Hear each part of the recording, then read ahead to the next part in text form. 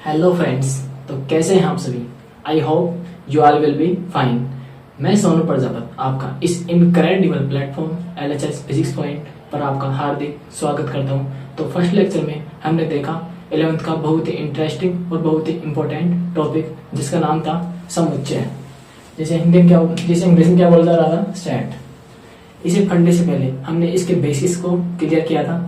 Basics में हमने क्या देखा था? संख्याओं के बारे में जाना था। संख्याएं कौन कौन सी थी? वो थी जैसे प्राकृत संख्या, पूर्ण संख्या, पूर्णांक संख्या, परिमेय संख्या, अपरिमेय संख्या, वास्तविक संख्या और अवास्तविक संख्या। इन सभी संख्याओं के बारे में हमने फर्स्ट लेक्चर में बहुत ही अच्छे से और बहुत ही विस्तार से अध्ययन कर चुके हैं। इसके बाद हमने जो हमारा मेन टॉपिक है वह कौन सा है? समुच्चय। इसके बारे में जाना था। इसके बारे में हमने जाना था कि समुच्चय होता क्या है। समुच्चय क्या होता है? एक तरह से समुच्चय को अंग्रेजी में बोला क्या जाता है? सेट बोला जाता है। सेट यानी कि कोई भी संग्रह, कोई भी समूह। अब समूह कैसा? वस्तुओं का सुपरिभाषित संग्रह या समूह क्या कहा जाता है? सेट कहा जाता है या समुच्चय कहा जाता है।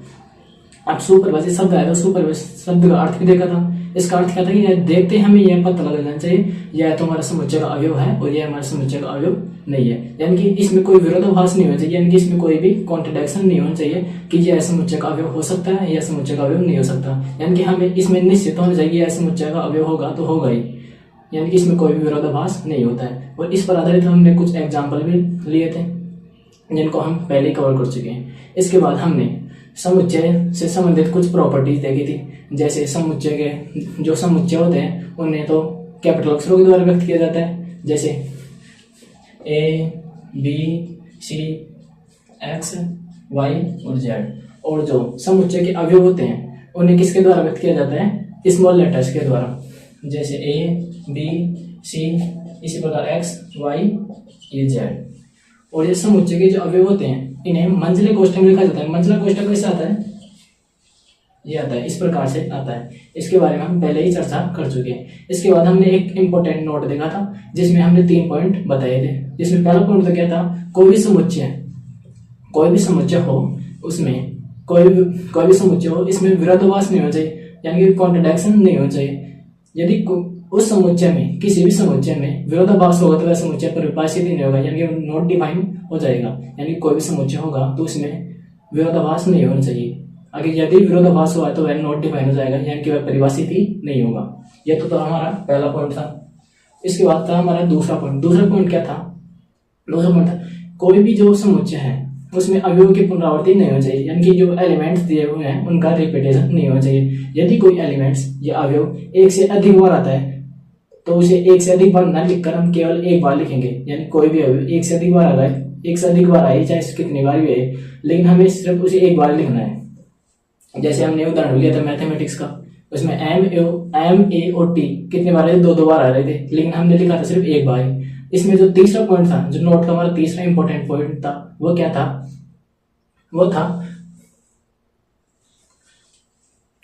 तीसरा इंपॉर्टेंट पॉइंट था कि जो समुच्चय होता है उसमें क्रम का कोई महत्व नहीं होता है। यानी कि जो समुच्चय के अवयव होते हैं हम उन्हें किसी भी क्रम में लिख सकते हैं, इसमें क्रम का कोई महत्व नहीं होता है। जैसे हम कोई उदाहरण ले, जैसे उदाहरण के तौर पर ले अंग्रेजी वर्णमाला के स्वरों का समुच्चय ले लें, जैसे A, E, I, O, U। ये समुच्चय के रूप में लिखते हैं। यह हो गया हमारे समुच्चय के रूप में। यदि हम इस प्रकार लिख दें A, I, E, U, तो ये दोनों समान है, इसमें क्रम का कोई महत्व नहीं है, यानी कि दोनों समान होंगे, यानी कि एक तरह से समान समुच्चय होंगे। इससे कोई फर्क नहीं पड़ता कि ये आई कहां पर आ रहा है, ओ कहां पर आ रहा है, इससे कोई फर्क नहीं पड़ता। इसमें क्रम का कोई महत्व नहीं है। ये तो थी हमारी बेसिक नॉलेज।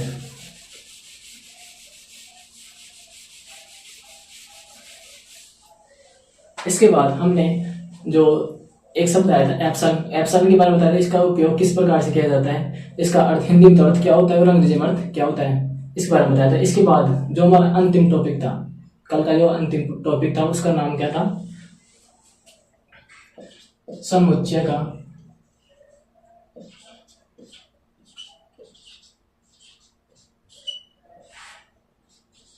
निरूपण।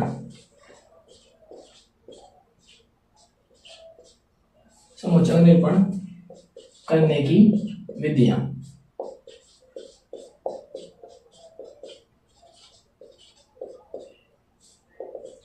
यह हमारा कल का अंतिम टॉपिक था, समुच्चय को निरूपण करने की विधियां, जिसमें हमने 2 विधियां बताई थी। केवल उनके बारे में नाम बताया गया था, उनके बारे में विस्तार से कुछ भी नहीं बताया गया था। आज इस लेक्चर में उनके बारे में विस्तार से बताया जाएगा कि ये किस प्रकार से होते हैं, और इन पर आधारित कुछ एग्जाम्पल भी दिए जाएंगे। साथ ही साथ जो हमारे पर्सनली क्वेश्चन है उनको भी हल किया जाएगा। तो शुरुआत करते हैं आज के लेक्चर की एक नए जोश, नई उम्मीद के साथ। तो कॉपी और पेन निकाल लीजिए और नजरिए एकदम बोर्ड पर। तो आज का जो हमारा टॉपिक है वह है समुच्चय को निरूपण करने की विधियां, जिसमें पहली विधि कौन सी है हमारी, रोस्टर रूप या सारणिक रूप। रोस्टर रूप या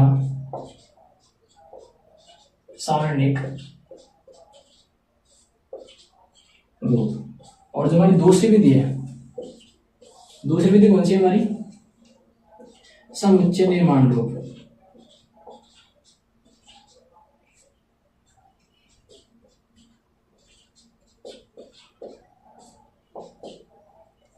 समुच्चय निर्माण रूप। समुच्चय को निरूपण करने की 2 विधियां हैं, जिसमें पहली विधि कौन सी है, रोस्टर रूप या सारणिक रूप, और दूसरी विधि कौन सी है, समुच्चय निर्माण रूप। इन दोनों को स्टेप बाय स्टेप हम इस लेक्चर में कवर करेंगे।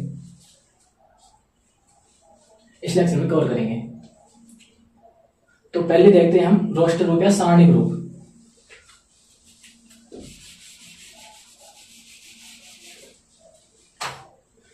अब यह रोस्टर रूप या सारणिक रूप है, हम निरूपित किसको कर रहे हैं, समुच्चय को निरूपित कर रहे हैं। तो समुच्चय की कंडीशन क्या होती है, समुच्चय की जो अवयव होते हैं उन्हें मंझले कोष्ठक में लिखा जाता है। तो इसकी परिभाषा है, जो रोस्टर रूप आएगा या सारणिक रूप आएगा, इसकी परिभाषा को इस से स्टार्ट करते हैं कि जो समुच्चय के अवयव होते हैं उन्हें मंझले कोष्ठक में लिखा जाता है। मंझले कोष्ठक में किस प्रकार लिखा जाता है, जो रोस्टर रूप होता है उसमें जो समुच्चय के अवयव होते हैं, समुच्चय के अवयवों को मंझले कोष्ठक में, यानी कि मंझला कोष्ठक कौन सा, ये मंझले कोष्ठक में दो अवयवों के मध्य अल्प विराम या कोमा लगाकर व्यक्त किया जाता है।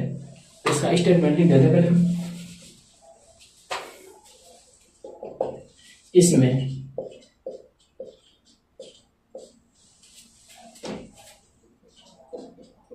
समुच्चय के अवयवों को मंझले कोष्ठक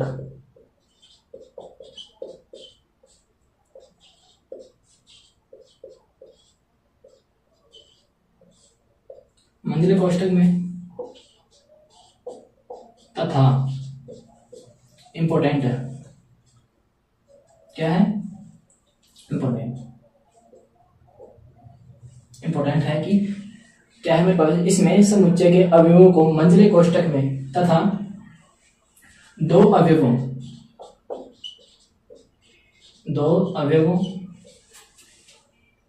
के मध्य अल्प विराम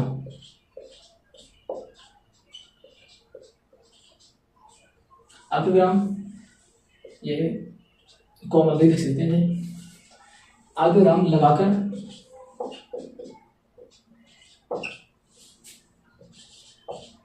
डिनोट यानी कि प्रदर्शित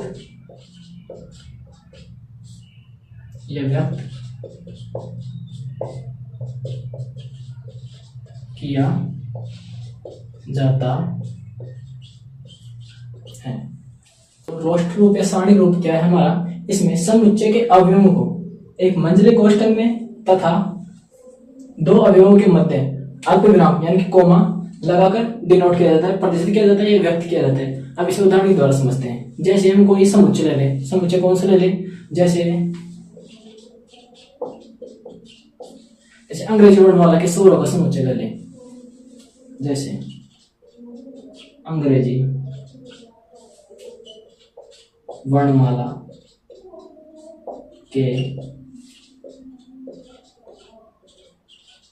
समुच्चयों, वर्णमाला के स्वरों का समुच्चय। अब अगर इस वर्णमाला में स्वर कितने होते हैं? 5 होते हैं, ये हम जानते हैं। कौन कौन से होते हैं? ए, ई, आई, ओ, यू। तो हमें रोस्टर रूप में लिखना है। रोस्टर रूप में लिखने के क्या करेंगे हम? तो इसमें क्या दिया गया है? इसमें समुच्चय के अवयवों को, ये समुच्चय के अवयव हैं, को मंझले कोष्ठक में, तो मंझले कोष्ठक में लिखेंगे। मंझले कोष्ठक में तथा 2 अवयवों के मध्य अल्प विराम यानी कोमा लगाना है। यानी जो भी 2 अवयव लेंगे, कोई से भी अवयव लेंगे, उनके मध्य क्या लगाना है? कोमा लगाना है। जैसे ये लगिए, ए इनके मध्य क्या आएगा? कोमा। ई इनके मध्य क्या आएगा? कोमा। इसी प्रकार इनके मध्य क्या आएगा? कोमा। और इसे मंझले कोष्ठक में बंद कर देंगे। जैसे नाम दे, जैसे माना ये। तो रोस्टर रूप है, सारणिक रूप क्या है? रोस्टर रूप है, सारणिक रूप क्या होता है? इसमें जो समुच्चय के अवयव होते हैं, इसमें समुच्चय के जो अवयव होते हैं उन्हें मंझले कोष्ठक में तथा 2 अवयवों के मध्य लगा रहे, 2 अवयवों के मध्य अल्पविराम या कोमा लगाकर डिनोट किया जाता है, व्यक्त किया जाता है या प्रदर्शित किया जाता है। तो ये तो है हमारा रोस्टर रूप या सारणिक रूप। इसी प्रकार हम दूसरा एग्जाम्पल भी ले सकते हैं, जैसे कि विषम संख्याओं के जो विषम संख्याएं होती हैं उनका समुच्चय लें। तो विषम संख्याएं समुच्चय क्या होती हैं? जो 2 से विभाजित नहीं होती हैं। 2 से विभाजित तो कौन सी होंगी? 1, 3, 5, 7, इसी प्रकार डॉट डॉट ये इसी प्रकार चलती रहेंगी। ये कोई समुच्चय है। तो इसे हम किस में लिखना है? हमें ये है रोस्टर रूप या सारणिक रूप में लिखना है। तो रोस्टर रूप या सारणिक रूप में क्या लिखेंगे? इसे मंझले कोष्ठक में लिखेंगे। ये तो है मंझला कोष्ठक। तथा 2 अवयवों के मध्य अल्पविराम या कोमा लगाकर व्यक्त किया जाता है। तो 2 अवयव हैं, इनके मध्य कोमा लगा देंगे। इस प्रकार से क्या हो गया हमारा? रोस्टर रूप या सारणिक रूप। इसे बी द्वारा लिख देते हैं। यह हो गया हमारा रोस्टर रूप या सारणिक रूप। इसे आप नोट कर लीजिए। तो मिटा देते हैं।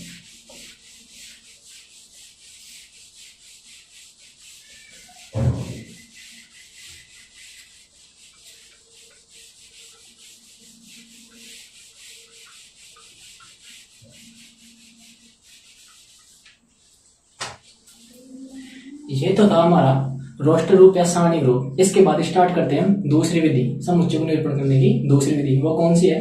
समुच्चय निर्माण रूप। समुच्चय निर्माण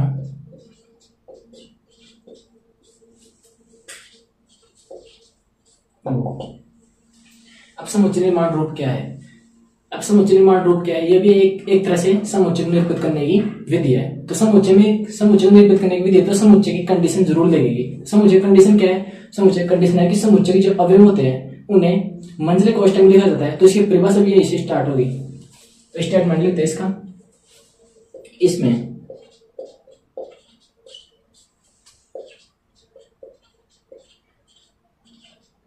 समुच्चय के अवयवों को मंझले कोष्ठक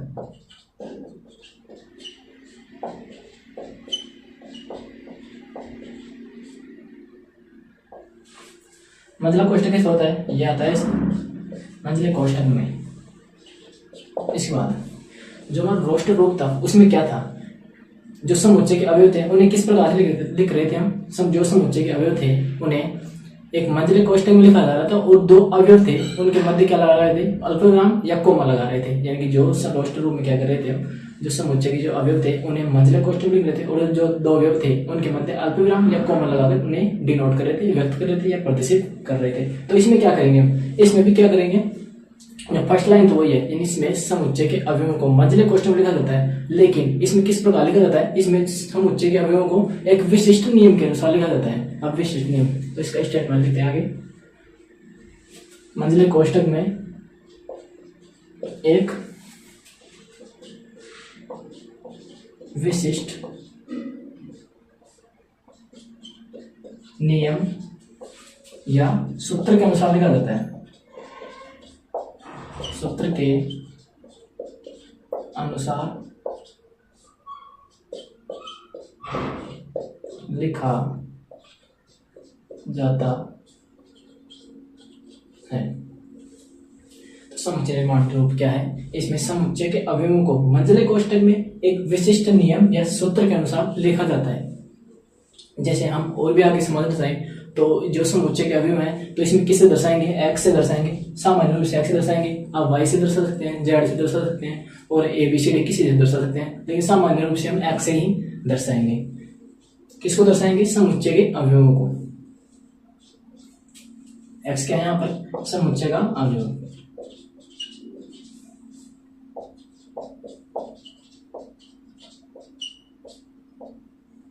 इसे किस प्रकार से प्रतिष्ठित करेंगे हम समुच्चय के अवयव को, जो समुच्चय निर्माण रूप है। इसमें पहले तो क्या लिखेंगे हम, पहले तो लिखेंगे एक्स। सर्वप्रथम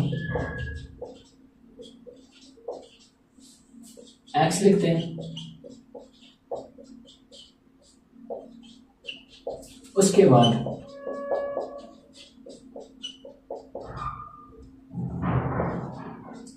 हमारा एक चिन्ह आता है जिसे बोलते हैं कोलन, या तो इस प्रकार का विसर्ग टाइप कोलन का चिन्ह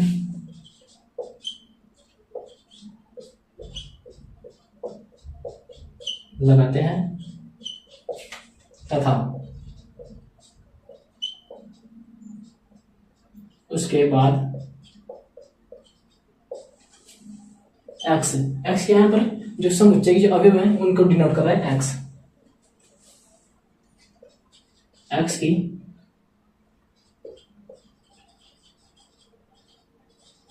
प्रॉपर्टी, जिसे हिंदी क्या बोल सकते हैं,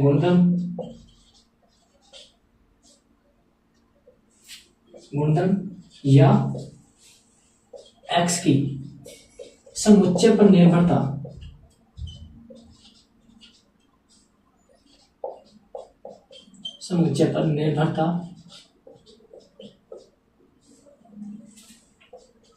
को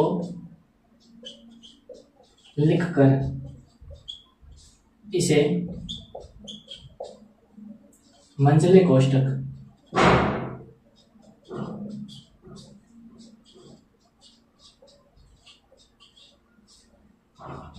में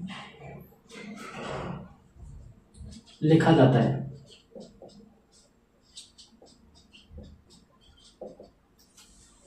तो हमारा समुच्चय निर्माण रूप क्या है, इसमें समुच्चय के अवयवों को मंझले कोष्ठक में एक विशिष्ट नियम या विशिष्ट सूत्र के अनुसार लिखा जाता है, जो अभी हम देखने वाले हैं। इसके बाद जो x है, यहाँ पर हम समुच्चय का अवयव ले रहे हैं, सामान्य रूप से x ले रहे हैं, यहाँ पर y भी ले सकते हैं, z भी ले सकते हैं, a b c d कुछ भी ले सकते हैं आप अपने अनुसार, लेकिन सामान्य रूप से आप किताब में देखेंगे, आपने बुक में देखेंगे तो वहां पर x ही लिया हुआ है, तो यहाँ पर हम x लेंगे सामान्य रूप में।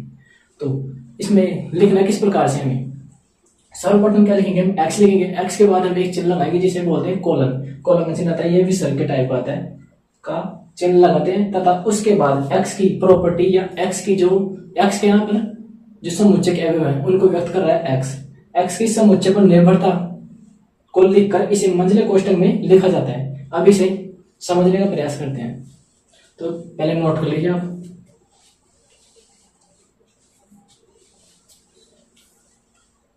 तो मिटा देते हैं।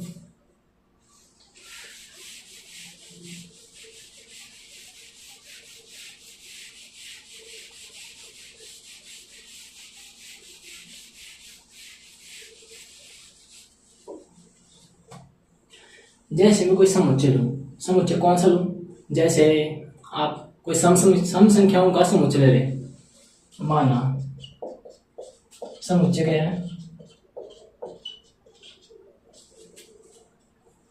सम संख्याओं का समुच्चय है, तो सम संख्याओं के समुच्चय सीधा लिख सकते हैं हम, एक जोड़ रूप में लिख लेते हैं पहले, 2 4 6 8 और डॉट डॉट इसी प्रकार चलते रहेंगे।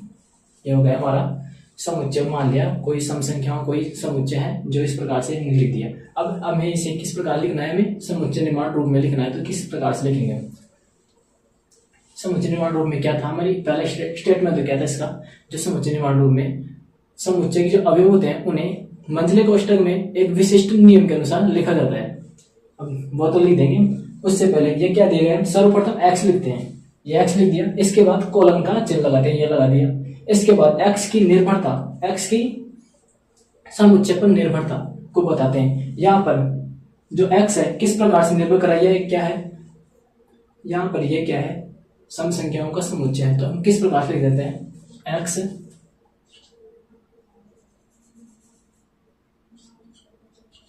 एक सम संख्या है,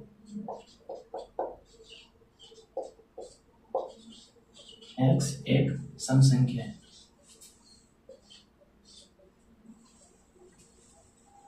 तो ये हो गया।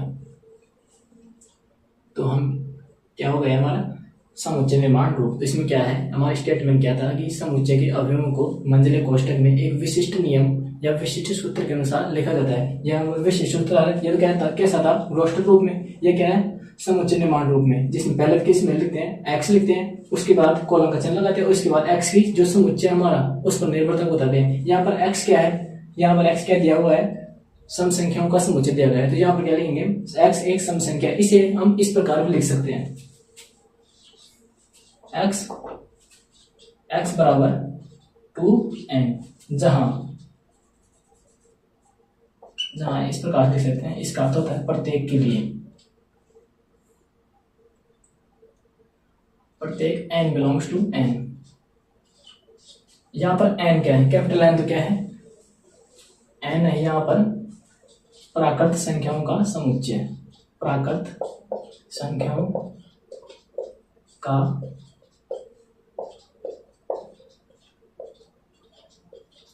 समुच्चय, ये हो गया। और n क्या है यहाँ पर, n यहाँ पर निर्भरता को बता रहा है। यहाँ पर यदि n का मान, अब ये n से बिलोंग कर रहा है, n तो प्राकृत संख्या कहाँ से स्टार्ट होती है, 1 से स्टार्ट होती है, अनंत तक जाती है। तो यदि n का मान 1 रख दिया जाए, 1 रख दिया जाए, तो यहाँ पर क्या आएगा, इसका मान 2 आ जाएगा, x बराबर क्या आ जाएगा, 2n आ जाएगा, x बराबर 2 आ जाएगा। यदि n का मान 2 रख दिया जाए, तो x का मान क्या आ जाएगा, 4 आ जाएगा। इसी प्रकार 6, तो ये संख्या प्राप्त हो रही है। तो हम इसे इस प्रकार भी लिख सकते हैं। समुच्चय निर्माण रूप को केवल एक रूप में लिखा जा सकता है, लेकिन जो हमारा रोस्टर रूप है उसे एक प्रकार से लिखा जा सकता है, लेकिन जो हमारा समुच्चय निर्माण रूप है उसे एक से अधिक रूपों में लिखा जा सकता है। जिस प्रकार से जो हमारा सम संख्याओं का समुच्चय था, इसे सिर्फ एक रूप में लिखा जा सकता है, लेकिन जो हमारा समुच्चय निर्माण रूप है इसमें 2 रूपों में लिखा गया है। इसे और रूपों में भी लिखा जा सकता है, लेकिन हमने तो 2 ही देखा है यहाँ पर, तो इसे नोट कर लीजिए।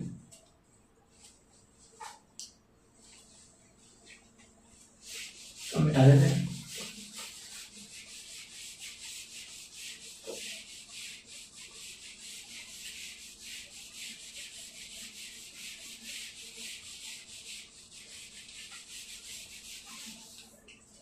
तो ये तो थी हमारी समुच्चय को निरूपण करने की विधियां, जिनका हमने विस्तार से अध्ययन किया और उदाहरण भी लिए। अब हम चलते हैं हमारी किताब के एग्जाम्पल यानी एग्जाम्पल नंबर फर्स्ट। तो एग्जाम्पल फर्स्ट देखते हैं कौन सा है।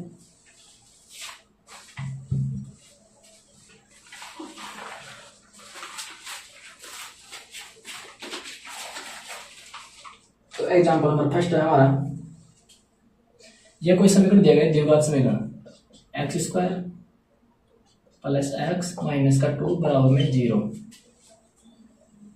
का हल समुच्चय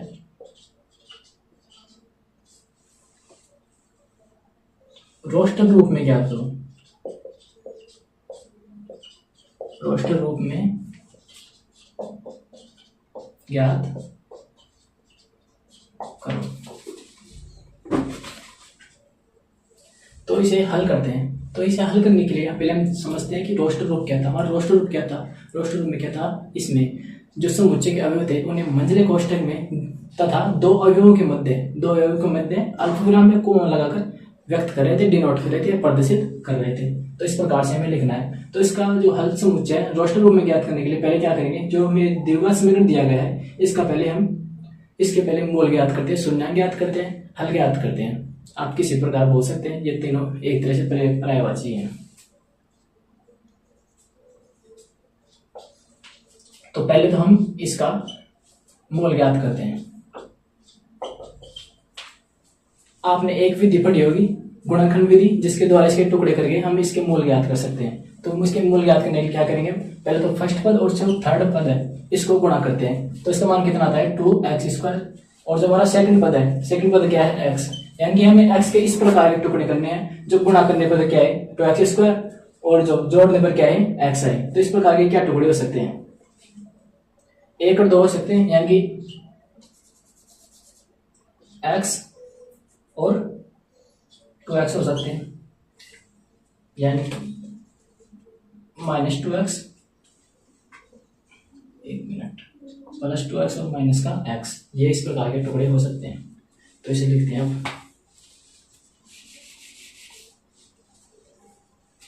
तो x², इसके टुकड़े जाएंगे +2x -x -2 = 0।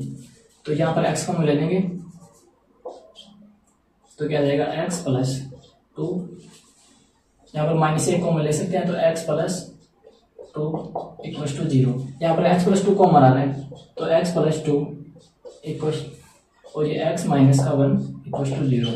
यहाँ पर दोनों को 0 बराबर करेंगे, तो x + 2 = 0 और साथ ही क्या है x - 1 = 0। तो ये कितना आ जाएगा x = -2 और ये आ जाएगा हमारा x = 1। तो इसके मूल या शून्यांक या हल आप कुछ भी बोलना चाहिए, वो क्या आ जाएंगे इसके -2 और 1। अब इसे हमें रोस्टर रूप में लिखना है। तो रोस्टर रूप में क्या लिखना है हमें, रोस्टर रूप में किस प्रकार लिखेंगे हम, रोस्टर रूप का मतलब होता है इसमें समुच्चय के अवयवों को एक मंझले कोष्ठक में तथा दो अवयवों के मध्य अल्प विराम या कोमा लगाकर व्यक्त किया जाता है। तो इसे हम लिखने का प्रयास करते हैं हम। तो रोस्टर रूप में, रोस्टर रूप में, तो रोस्टर रूप में क्या हो जाएगा, ये तो मंझला कोष्ठक और अवयव कौन कौन से हमारे 1 या -2 और दोनों के मध्य क्या है अल्प विराम। इसे इस प्रकार भी लिखा जा सकता है -2 1, क्योंकि हमने पहले पढ़ा है, क्योंकि हमने पहले पढ़ चुके हैं कि जो समुच्चय के अवयव हैं उनमें क्रम का कोई महत्व नहीं होता, उन्हें किसी प्रकार लिखा जा सकता है। तो इसमें क्रम का कोई महत्व नहीं है, दोनों एक ही है। तो इसे नोट कर लीजिए।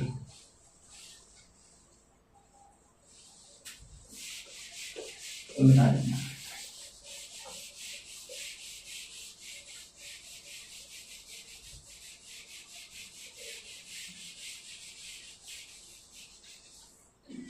इसके बाद हमारा सेकंड एग्जांपल है। सेकंड एग्जांपल देखते क्या है। सेकंड एग्जांपल दिया गया है कि समुच्चय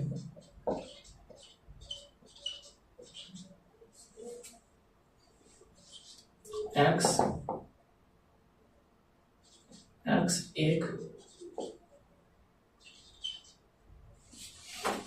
धन पूर्णांक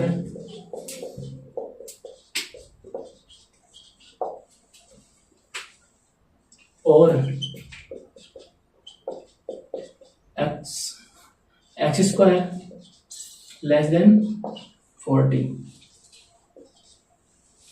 को रोस्टर रूप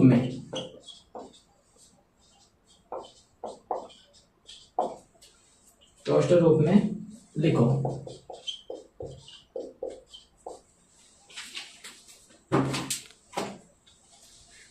तो ये हमारा क्वेश्चन है।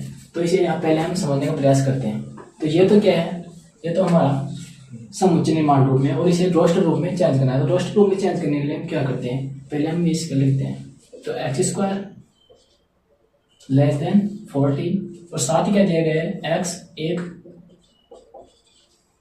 धन पूर्णांक है। अब पूर्णांक संख्या देखिए, पूर्णांक संख्या किसे कहते हैं, पूर्णांक संख्या वे होती है जो 0 से स्टार्ट होती है, माइनस प्लस दोनों दिशाओं में अनंत तक जाती है, क्या कहलाती है, पूर्णांक संख्या कहलाती है। लेकिन यहाँ पर दिया क्या गया है, धन पूर्णांक। धन पूर्णांक यानी कि केवल हमें धनात्मक संख्या लेनी है, लेकिन यहाँ पर हमें 0 नहीं ले सकते, क्योंकि 0 ना तो धनात्मक है ना ही ऋणात्मक है। तो यहाँ पर 0 को नहीं लेंगे। तो यहाँ की यानी कि हम 1 से जो अनंत तक जाती है उन्हीं संख्याओं को लेंगे। तो यहाँ पर x का मान रख के देखते हैं। यदि x का मान 1 रख दिया जाए तो क्या 1 से 40 से छोटा है, बिल्कुल है, यानी कि ये भी सही है। यदि 2 का स्क्वायर कर दिया जाए तो कितना आएगा हमारे पास, 4 आएगा, जो 40 से छोटा है, ये भी सही है। इसके बाद तीसरा है हमारा, यदि 3 का स्क्वायर कर दिया जाए तो ये भी छोटा आएगा, कितना आएगा 9 जो 40 से छोटा है। इसी प्रकार हमारा 4 का स्क्वायर कर दिया जाए तो कितना जाएगा, तो 16 जो कि 40 से छोटा है। इसी प्रकार 5 का स्क्वायर कर दिया जाए तो 25 भी 40 से छोटा है। इसी प्रकार हमारा यदि 6 का स्क्वायर कर दिया जाए तो कितना आएगा 36 जो कि 40 से छोटा है। इसके बाद हम देखते हैं 7 का स्क्वायर 40 तो कितना जाएगा 49 जो कि 40 से बड़ा हो जाएगा। तो कितना आएगा बड़ा होगा, यानी कि ये संख्या हम नहीं लेंगे, यही तक हमें संख्या लेनी है। अब यहाँ पर क्या दिया गया है, कंडीशन है कि एक्स स्क्वायर का मान है, तो क्या किसका मान है हमारे पास, एक्स स्क्वायर का लेना है, किसका हमें एक्स का मान लेना है। तो एक्स का मान लेके हम इसे रोस्टर रूप में लिखने का प्रयास करते हैं। तो एक्स का मान कहाँ पर आएगा, यहाँ पर 1 आएगा, 2 आएगा, 3 आएगा और 4 आएगा और 5 और 6 आएगा। तो इसे लिखने का प्रयास करते हैं इस प्रकार। तो रोस्टर रूप में क्या हो जाएगा 1 2 3 4 5 और 6, ये इस प्रकार से हो गए। यानी कि यहाँ पर दिया गया एक्स स्क्वायर का मान है, ये तो किसका मान है एक्स स्क्वायर का, लेना किसका है हमें एक्स का मान लेना है, क्योंकि एक्स का मान दिया गया, एक्स एक धनात्मक पूर्णांक ना कि एक्स स्क्वायर एक धनात्मक पूर्णांक है, यानी इसलिए हमें एक्स का मान लेना ना कि एक्स स्क्वायर का मान। तो ये मान आ जाएंगे। तो इस प्रकार से ये हल हो गया। तो इसे नोट कर लीजिए। तो मिटा देते हैं।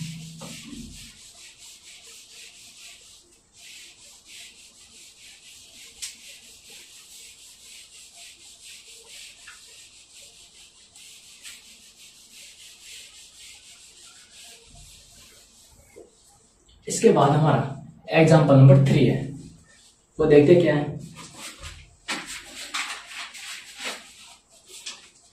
एग्जाम्पल नंबर 3 है कि सेट ए दिया है हमारे पास 1 4 9 16 25 और डॉट डॉट, इसी प्रकार चलते रहेंगे।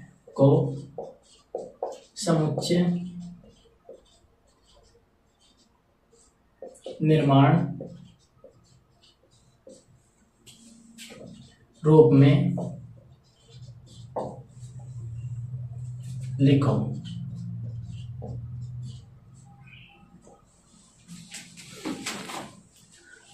यह तो किसमें है, रोस्टर रूप में है। रोस्टर रूप को समुच्चय निर्माण रूप में लिखना है। तो इसके लिए हम क्या करते हैं, पहले हम इसको समझने का प्रयास करते हैं कि किस प्रकार से है। अब यहाँ पर देखें, यदि हम 1 का स्क्वायर करें तो कितना आएगा 1 आएगा, यदि हम 2 का स्क्वायर करें तो कितना आ जाएगा 4 आ जाएगा, यदि 3 का स्क्वायर कर दे तो कितना आ जाएगा 9 आ जाएगा, 4 का स्क्वायर कर ले तो 16 आ जाएगा, 5 का स्क्वायर कर ले तो 25। इसी प्रकार आगे कर जाएंगे तो संख्याओं का, यानी कि हम जो प्राकृत संख्या ले लें तो प्राकृत संख्या होगा हम क्या करें स्क्वायर करते जाएं तो यह संख्या भी प्राप्त होती जाएंगी। यानी कि इस प्रकार से लिख सकते हैं हम, यदि 1 का स्क्वायर कितना जाएगा 1, या 2 का स्क्वायर 4, 3 का स्क्वायर 9, 4 का स्क्वायर 16। इसी प्रकार हम करते जाएंगे तो हमें क्या होगा, इसी प्रकार ये अनंत चलते रहेंगे तो क्या हो जाएगा, लास्ट में क्या हो जाएगा, यहाँ पर n का स्क्वायर करेंगे तो कितना प्राप्त होगा हमें, तो कोई वैल्यू प्राप्त होगी हमें। तो इस प्रकार हम कह सकते हैं यह क्या है, प्राकृत संख्याओं के वर्ग के रूप में हम इस समुच्चय को लिख सकते हैं। तो किस प्रकार से लिखते हैं हम, सबसे पहले क्या लिखते हैं, एक्स लिखते हैं। इसके बाद क्या लिखेंगे, एक्स की प्रॉपर्टी, एक्स किस प्रकार इस पर निर्भर कर रहा है। तो एक्स क्या है, किस पर निर्भर कर रहा है, एक्स क्या है यहाँ पर प्राकृत संख्याओं का वर्ग है। तो एक्स बराबर एन स्क्वायर लिख सकते हैं, जहां क्या है एन बिलोंग्स टू एन। ये क्या हो गया हमारा समुच्चय निर्माण रूप। तो इसमें क्या है, ये समुच्चय हमें रोस्टर रूप में दिया गया था और इसे समुच्चय निर्माण रूप में हमें चेंज करना था। तो पहले हम देखते हैं कि किस प्रकार से है। तो किस प्रकार से है, यदि हम 1 का स्क्वायर कर दें तो 1 आ जाएगा, 2 का स्क्वायर कर 2 आ जाएगा, 2 का स्क्वायर कर तो 4 आ जाएगा और 3 का स्क्वायर कर तो 9। इसी प्रकार ये स्क्वायर के रूप में आता जाएगा। यानी कि एक तरह से क्या है, ये प्राकृत संख्या जो होती है उनका वर्ग के रूप में इसे दिया गया है। तो इसे हम समुच्चय निर्माण रूप में लिखने के लिए हम प्राकृत संख्याओं के रूप में लिखते हैं। यदि x बराबर, ये तो x, फिर इसके बाद कॉलम का दें x बराबर एन स्क्वायर, जहां n बिलोंग्स टू n, यानी कि n है जो प्राकृत संख्याओं से बिलोंग करता है, यानी कि एक संख्या जो एक से स्टार्ट होंगे अनंत तक जाएंगे। यदि n का मान 1 रख दिया जाए तो कितना आ जाएगा, 1 आ जाएगा। 2 रख दिया जाए तो 4 आ जाएगा। 3 रख दिया जाए तो 9। इसी प्रकार ये आगे बढ़ता जाएगा। तो ये हमारा आंसर हो गया, तो इसे नोट कर लीजिए।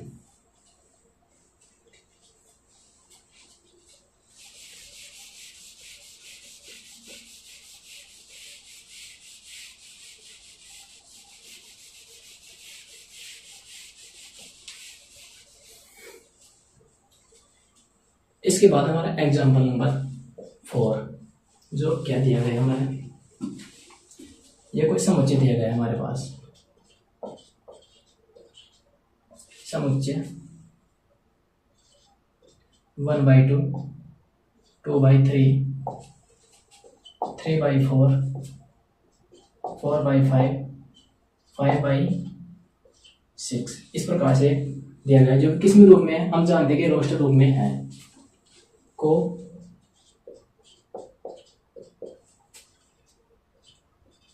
समुच्चय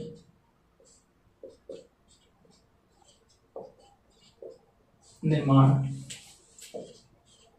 रूप में व्यक्त करो। ये किसमें दिया गया है हमारे पास, रोस्टर रूप में दिया गया है। तो इसे समुच्चय निर्माण रूप में लिखना है। तो समुच्चय निर्माण रूप में लिखने के लिए पहले हम देखते हैं कि ये आया किस प्रकार से है। यदि हम ये पता चल जाए कि ये आया किस प्रकार से, तो हम आसानी से लिख सकते हैं कि समुच्चय निर्माण रूप में किस प्रकार से लिखा जाएगा। तो पहले हम देखते हैं आया किस प्रकार से।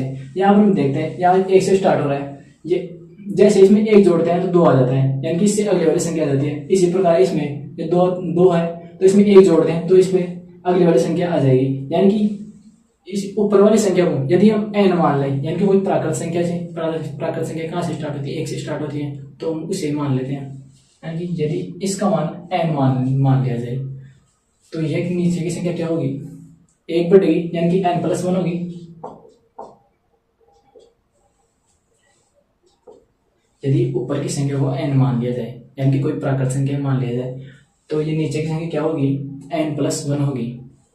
जहां या n कैसे किससे बिलोंग कर रहा है, n बिलोंग्स टू n, यानी कि प्राकृत संख्याओं से बिलोंग कर रहा है। यानी कि प्राकृत संख्या कहाँ से स्टार्ट होती है, 1 से स्टार्ट होती है। ना तो इसमें ऋणात्मक संख्या आती है, ना इसमें 0 आता है। इसमें 1 से स्टार्ट होती है और अनंत तक जाती है।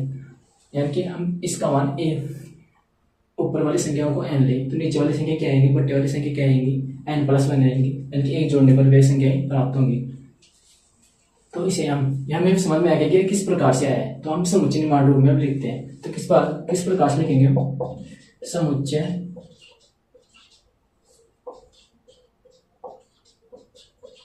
निर्माण रूप में किस प्रकार से लिखेंगे, सबसे पहले लिखेंगे x, इसके बाद कॉलम का चिन्ह x बराबर, यह क्या दिया गया है हमारे, इस प्रकार लिख देंगे n+1। ये किस प्रकार से निर्भरता दर्शा रहा है उसे लिखते हैं हम, x बराबर n। साथ ही जो प्रत्येक जो क्या है n बिलोंग्स टू n, यानी कि प्राकृत संख्याओं से क्या है बिलोंग करता है, प्राकृत संख्याओं के लिए लागू होता है। यदि आप कोई सी संख्या और कोई संख्या लेंगे तो उनके लिए लागू नहीं होगा। साथ ही इसमें एक कंडीशन और है, यहाँ पर n का मान कहां से कहां तक है। 1 मिनट, क्वेश्चन थोड़ा आगे होता है, 6/7 तक है। यहाँ पर n का मान कहां तक है, यहाँ n स्टार्ट हो रहा है। ऊपर वाली संख्या है वो तो कितनी है, n का मान को दर्शा रही है, और नीचे वाली संख्या n+1 मान को दर्शा रही है। तो यहाँ n का मान कहां से 1 से स्टार्ट और कहां तक जा रहा है, 6 तक जा रहा है। यानी कि n का मान 1 से 6 तक है। तो हम किस प्रकार से लेंगे, n का मान 1 से बड़ा वो बराबर है, साथ ही 6 से छोटा वह बराबर है। यानी कि n का मान 1 से स्टार्ट हो रहा है और 6 तक जा रहा है। 1 से स्टार्ट हो रहा है और 6 तक जा रहा है, यानी कि इसमें 1 भी शामिल होगा और 6 भी शामिल होगा।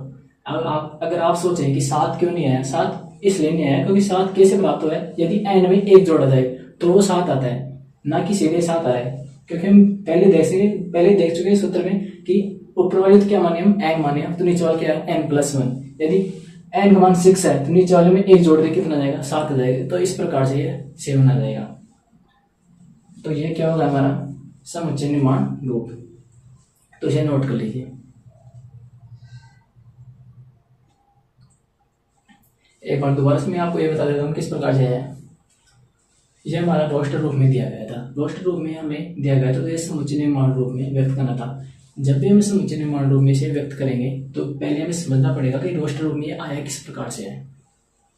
जहां पर भी आपको 1 दिख जाए तो वहां पर उसे आप n मान लेना, यानी कि n से स्टार्ट करना है। यदि आप इसको n मान लें तो नीचे वाला क्या आएगा n+1। यहाँ पर n का मान कितना है 1, तो कितना हो जाएगा n+1 हो जाएगा। इसी प्रकार सब में ये हो रहा है, यदि ऊपर वाला n है तो नीचे वाला क्या आएगा n+1। इस प्रकार ये संख्याएं प्राप्त होंगी। और n कहाँ से बिलोंग कर रहा है, प्राकृत संख्याओं से n से बिलोंग कर रहा है।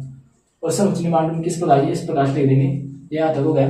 और साथ में हम ये भी देखते हैं कि n का मान कहाँ से कहाँ तक है, 1 से 6 तक है, तो इस प्रकार लिख देते हैं, यानी कि n का मान 1 के बराबर भी है और इससे 1 से बड़ा भी आएगा, और 1 से 6 के बराबर और 6 से छोटा भी आएगा, यानी कि 1 से लेकर 6 तक जो भी संख्याएं आएंगी वो इसमें आएंगी।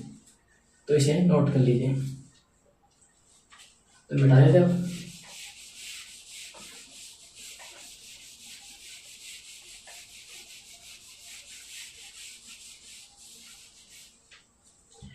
इसके बाद हमारा लास्ट एग्जांपल है, एग्जांपल 5। जैसे क्या देगा बाई और रोस्टर रूप में। ये तो क्या है रोस्टर रूप में, यहाँ पर तो रोस्टर रूप में, और यहाँ पर क्या है दाई और समुच्चय निर्माण रूप में वर्णित समुच्चय से मिलान करो। और यहाँ पर क्या है समुच्चय निर्माण रूप। तो इसमें तो क्या दिया गया रोस्टर रूप में, तो यह समुच्चय दिया गया PRIAL,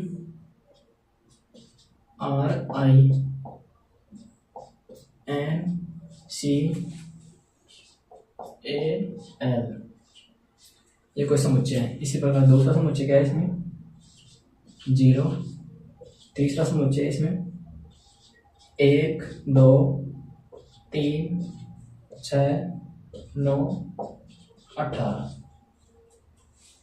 ये हो गया हमारा। फिर 4 नंबर पर हमारा 3 और -3, ये हो गया। अब समुच्चय निर्माण रूप में दिया गया पहला हमारा ये दिया गया है x एक धन पूर्णांक है,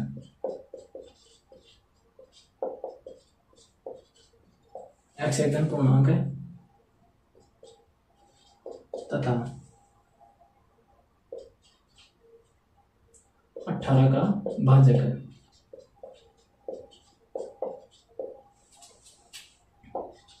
b क्या दिया गया हमारे पास x एक पूर्णांक है और ये हमारे पास द्विघात समीकरण है -9 = 0, ये हो गया। इसके बाद c दिया गया हमारे पास x एक पूर्णांक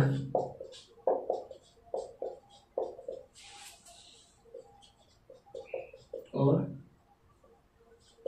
x+1 = 1, और d दिया गया हमारे पास x शब्द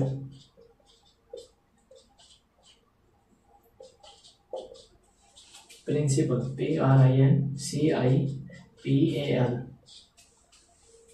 का एक अक्षर है। तो ये हमारा क्वेश्चन यहाँ पे दिया गया रोस्टर रूप और समुच्चय निर्माण रूप, इन्हें हमें सही मिलान करना है। तो सही मिलान करने के लिए आपको मैं ट्रिक बताता हूँ। उसमें क्या करना है, आपको पहले समुच्चय निर्माण रूप हल करना है, इसको हल करने की जरूरत नहीं है, इसलिए अपना भी हल हो जाएगा। पहले आपको समुच्चय निर्माण रूप को हल करना है। यहाँ पर क्या दिया गया, पहला ए क्या दिया गया, एक्स एक धन पूर्णांक है तथा 18 का भाजक है। धन पूर्णांक कौन सी, यानी कि जिसमें माइनस की संख्या भी नहीं आएंगी और साथ में जीरो भी नहीं आएगा, यानी कि एक तरह से ये प्राकृत संख्या की तरह कार्य करेगा। यानी कि जो प्राकृत संख्या वो कौन सी होगी, धन पूर्णांक होंगी।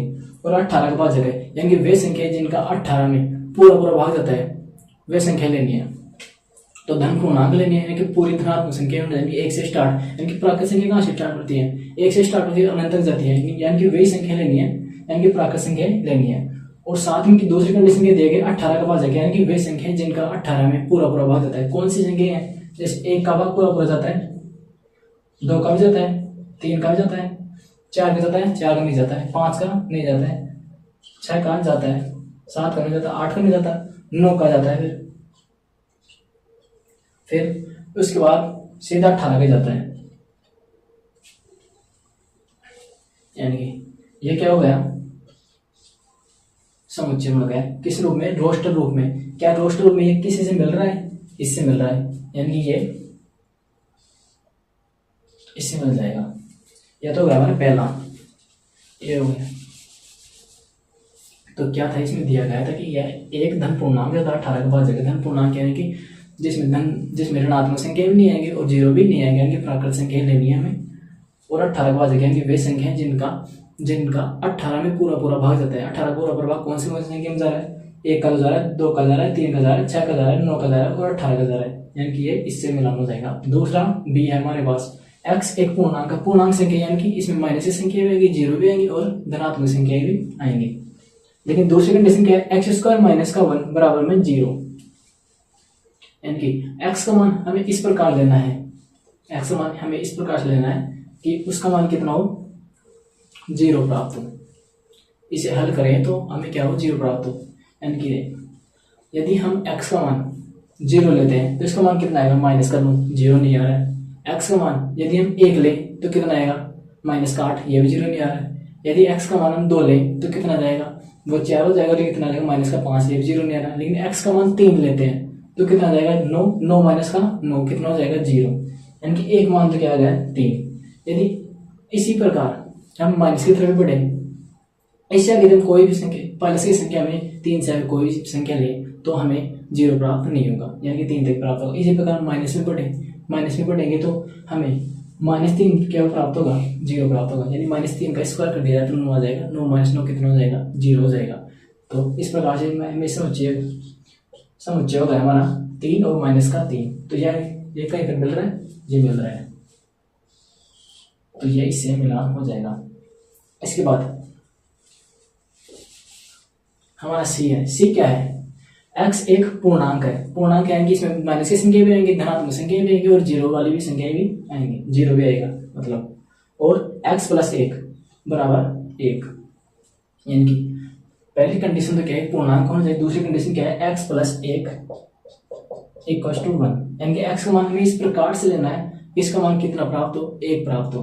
अब 1 किस प्रकार से प्राप्त हो सकता है, यदि x का मान 0 लिया जाए तो इसका मान 1 आ जाएगा, यानी कि LHS को ही हमें सिद्ध करना है, LHS को हल करना है और RHS में क्या लाना है, 1 लाना है। तो हमें यदि x का मान कितना लिया जाए, 0 लिया जाए तो कितना आ जाएगा, 1 आ जाएगा।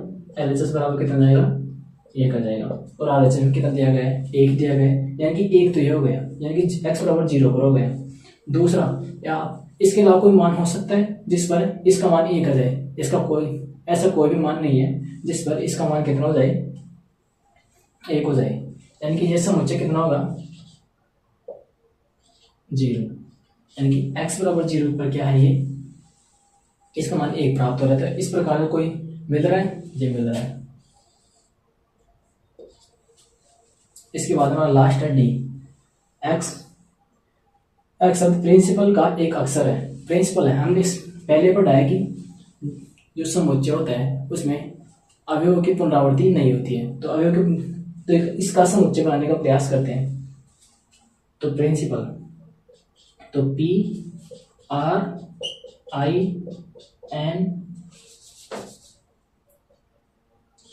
ये आई 2 बार आ रहा है तो आई को सिर्फ एक बार लिखेंगे जो पहले लिख चुके हैं। और पी भी 2 बार आ रहे हैं तो पी को भी एक बार लिखेंगे। इसके बाद ए और एल। तो क्या ये मिल रहा है आपको कहीं? ये रहा, तो ये इससे मिलान हो गया। तो इस प्रकार से जो पहले में तो कितना आ जाएगा डी, दूसरे में आ जाएगा सी, तीसरे में आ जाएगा ए और चौथे में आ जाएगा बी। इस प्रकार से मिलान हो जाएगा। तो आपको आ गया होगा।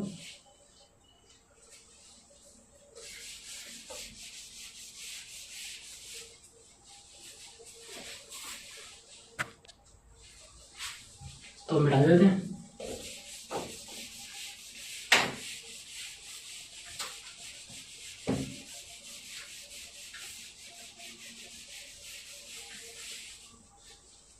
ये तो थे हमारे बुक्स के एग्जाम्पल जो हमने बहुत ही अच्छे तरीके से हल कर लिए हैं। अब इसके बाद हम चलते हैं बुक्स के क्वेश्चन पर, यानी प्रश्नावली पर।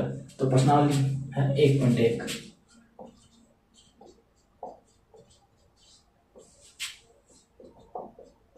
प्रश्नावली 1.1 जिसका फर्स्ट क्वेश्चन क्या है? फर्स्ट क्वेश्चन में दिया गया है निम्नलिखित में से कौन से समुच्चय हैं, अपने उत्तर का औचित्य बताइए। अब इसमें पहला क्वेश्चन, प्रश्न को पहले समझने का प्रयास कीजिए। प्रश्न क्या दिया गया है? प्रश्न कहा गया है कि निम्नलिखित में से कौन से समुच्चय हैं, कि समुच्चय देखना है कि समुच्चय परिभाषित है या समुच्चय परिभाषित नहीं है। तो समुच्चय परिभाषित होने के लिए क्या है? समुच्चय में कभी भी विरोधाभास नहीं होना चाहिए। जहां पर विरोधाभास उत्पन्न होगा वह समुच्चय हमारा परिभाषित नहीं होगा। यानी कि इसमें जिसमें विरोधाभास उत्पन्न हो जाएगा, यानी कि इस ऐसा विरोधाभास उत्पन्न हो कि यह समुच्चय का अवयव हो सकता है या समुच्चय का अवयव नहीं हो सकता, इस प्रकार का विरोधाभास उत्पन्न हो जाए तो वह समुच्चय हमारा परिभाषित नहीं होगा, यानी नॉट डिफाइन होगा। तो पहला क्वेश्चन दिया गया हमारा जे अक्षर से प्रारंभ होने वाले वर्ष के सभी महीनों का संग्रह। अब जे अक्षर से जो वर्ष के कितने महीने होते हैं? 12 महीने होते हैं। उनमें जे अक्षर से शुरू होने वाले कितने महीने आते हैं? एक आता है जनवरी,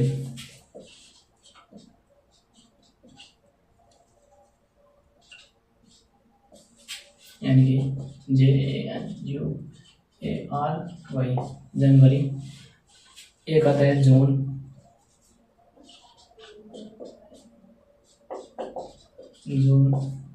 एक आता है हमारे पास जुलाई,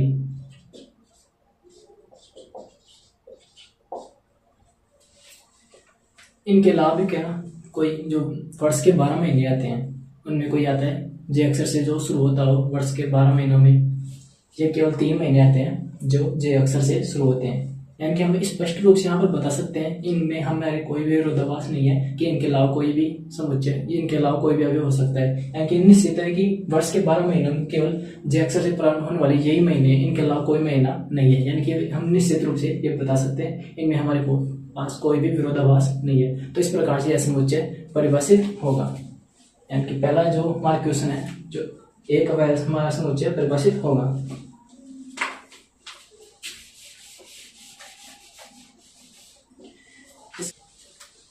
इसके बाद हमारा दूसरा क्वेश्चन है भारत के 10 सबसे अधिक प्रतिभाशाली लेखकों का समूह है। इस समूह में यहाँ पर विरोधाभास उत्पन्न होता है क्योंकि एक व्यक्ति तो अपने अनुसार किसी लेखक को बढ़िया बताएगा और दूसरे व्यक्ति अपने अनुसार दूसरे व्यक्ति को अच्छा बताएगा। यानी कि इस तरह में, यानी कि इसमें क्या है, एक तरह से विरोधाभास उत्पन्न हो रहा है, दो व्यक्तियों में आपसी मतभेद उत्पन्न हो रहा है, विरोधाभास उत्पन्न हो रहा है। तो इस प्रकार से जो समुच्चय हमारा परिभाषित नहीं होगा। यानी कि जो दूसरा क्वेश्चन है हमारा वह परिभाषित नहीं होगा। तीसरा क्वेश्चन हमारा विश्व के सर्वश्रेष्ठ 11 बल्लेबाजों का संग्रह। अब यहाँ पर भी एक विरोधाभास उत्पन्न हो रहा है। कैसे? अब कोई व्यक्ति तो जो सर्वश्रेष्ठ खिलाड़ी है 11 खिलाड़ी, उनमें कोई किसी को बताएगा, कोई किसी को बताएगा। यहाँ पर क्या विरोधाभास उत्पन्न होगा? एक व्यक्ति तो किसी को बताएगा, दूसरा व्यक्ति अलग को बताएगा। इसमें क्या है, विरोधाभास उत्पन्न हो रहा है। तो यह भी समुच्चय हमारा परिभाषित नहीं होगा। फिर चौथा क्वेश्चन है आपकी कक्षा के सभी बालकों का समूह। आपकी कक्षा के सभी बालकों का समूह, यह समुच्चय बिल्कुल परिभाषित है। कैसे? क्योंकि आपकी कक्षा के जो बालक है वह एक तरह से निश्चित है। आप निश्चित रूप से आप बता सकते हैं कि यही बालक होंगे, इनके अलावा कोई बालक नहीं हो सकता, इनमें कोई विरोधाभास नहीं होगा, इसलिए यह समुच्चय परिभाषित होगा। इस बात 100 से अधिक, 100 से कम सभी प्राकृत संख्याओं का संग्रह, यह भी समुच्चय परिभाषित होगा, क्योंकि आप बता सकते हैं आसानी से इसो से जो कम प्राकृत संख्या है वो कौन कौन सी है, आप आराम से बता सकते हैं। यानी कि जो प्राकृत संख्या 1 से स्टार्ट होंगी और 99 तक होंगी, क्योंकि 100 से कम की बात करें तो 1 से 99 जो भी संख्या होंगी वो आसानी से आप बता सकते हैं, इसमें कोई भी आपको डाउट नहीं होगा, यानी कि कोई विरोधाभास नहीं होगा। तो इस प्रकार से समुच्चय भी हमारा परिभाषित होगा। इसके बाद है लेखक प्रेमचंद द्वारा लिखित उपन्यासों का समूह। लेखक प्रेमचंद द्वारा रचित उपन्यासों का समूह। आप सोचेंगे कि यह तो परिभाषित नहीं है, लेकिन यह समुच्चय परिभाषित होगा, क्योंकि जो मुंशी प्रेमचंद है उनके द्वारा जो लिखे गए जो उपन्यास है वह एक तरह से निश्चित है, यानी कि उनके द्वारा जो लिखे गए उपन्यास है वह निश्चित है। हम निश्चित रूप से हम बता सकते हैं कि यही उपन्यास, उनके द्वारा कोई भी उपन्यास नहीं लिखे गए हैं। तो इस प्रकार से इसमें कोई विरोधाभास उत्पन्न नहीं होने के कारण यह समुच्चय क्या होगा, परिभाषित होगा। सभी संपूर्णांकों का समूह। अब सभी संपूर्णांकों का समूह, इसमें भी कोई विरोधाभास नहीं है, क्योंकि आप आराम से बता सकते हैं कि संपूर्णांक कौन कौन, सभी संपूर्णांक कौन कौन से आराम से बता सकते हैं, जिसमें 2 का भाग जाता है और आराम से आप बता पाएंगे, इसमें कोई विरोधाभास नहीं होगा, यानी कि यह समुच्चय भी आपका परिभाषित होगा। अब इस अध्याय में आने वाले प्रश्नों का संग्रह, यह भी समुच्चय परिभाषित होगा, क्योंकि आराम से आप बता सकते हैं कि इसमें क्या होगा, जो प्रश्न क्वेश्चन आएंगे आप देख के बता सकते हैं, इसमें कोई विरोधाभास नहीं होगा कि इसके अलावा भी कोई क्वेश्चन आएगा। तो यह समुच्चय हमारा परिभाषित होगा। पहले क्वेश्चन का हमारा लास्ट क्वेश्चन है, विश्व के सबसे अधिक खतरनाक जानवरों का समूह। अब कोई व्यक्ति तो अपने अनुसार किसी जानवर को खतरनाक बताएगा, कोई किसी को जानवर को बताएगा। जैसे कोई व्यक्ति है वो कॉकरोच से डरता है तो वो किसी कॉकरोच को क्या बताएगा, सबसे खतरनाक बताएगा। कोई छिपकली से डरता है तो वह छिपकली को क्या बताएगा, सबसे खतरनाक जानवर बताएगा। कोई कुत्ते से डरता है तो इसी प्रकार वो बिल्ली से डरता है। तो इसी प्रकार वह अपने अनुसार क्या बताएगा, अपने अनुसार वह क्या बताएगा, खतरनाक जानवर बताएगा, जो कि सबके अनुसार सही नहीं हो सकते। तो इस प्रकार से में क्या हो रहा है, विरोधाभास उत्पन्न हो रहा है। विरोधाभास उत्पन्न होने के कारण यह समुच्चय हमारा परिभाषित नहीं होगा। उम्मीद है आपको यह समझ में आ गया होगा। इसके बाद हमारा दूसरा क्वेश्चन है, जिसमें कोई समुच्चय दिया गया है ए।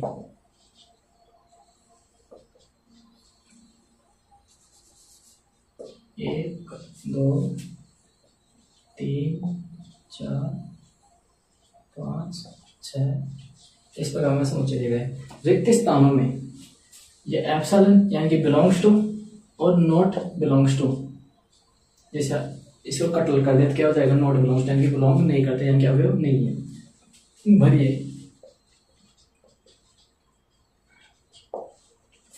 जिसमें पहला दिया गया है हमारे पास ए। तो हमारा फर्स्ट क्वेश्चन है कि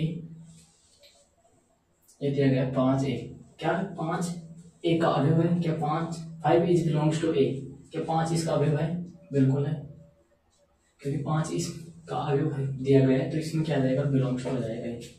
दूसरा क्वेश्चन हमारे पास 8 ए, क्या 8 इसका अवयव है, 8 क्या इस समुच्चय में दिखाई दे रहा है आपको, नहीं दिखा रहा, तो इसमें क्या जाएगा, नॉट बिलोंग्स टू हो जाएगा। तीसरा क्वेश्चन है हमारे पास इसका 0 है, क्या 0 इसमें आपको दिखाई दे रहा है, नहीं दिखाई दे रहा, तो इसलिए क्या हो जाएगा, not belongs to A. Question number 4 हमारे पास, ये 5 हम भी दे दे पहले आपको, ये और 6 दिया गया आपको, 10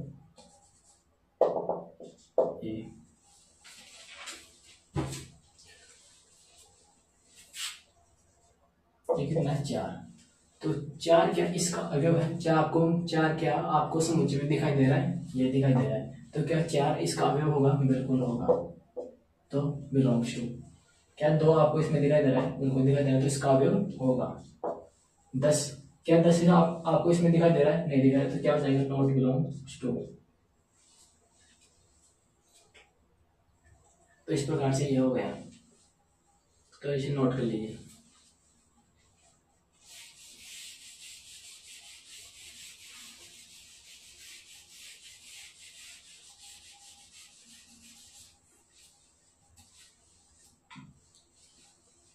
तो उम्मीद करता हूँ कि आपको लेक्चर आपको बहुत पसंद आया होगा। यदि इस वीडियो से संबंधित आपको कोई भी डाउट हो तो कमेंट बॉक्स में अपना डाउट बताएं, इसका सॉल्यूशन किया जाएगा। यह वीडियो थोड़ा लंबा हो रहा है, इसलिए जो क्वेश्चन बचे हुए हैं उन्हें अगले लेक्चर में करने का प्रयास किया जाएगा। तब तक के लिए गुड बाय।